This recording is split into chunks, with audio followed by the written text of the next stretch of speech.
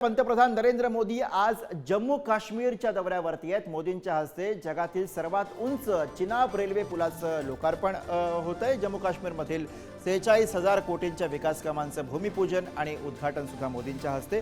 कटरा ते श्रीनगर नव्या वंदे भारत ट्रेनला सुद्धा मोदींनी हिरवा झेंडा दाखवलेला आहे। पहलगाम दहशतवादी हल्ल्यानंतर पंतप्रधान मोदी पहिल्यांदाच जम्मू काश्मीरच्या दौऱ्यावर आहेत।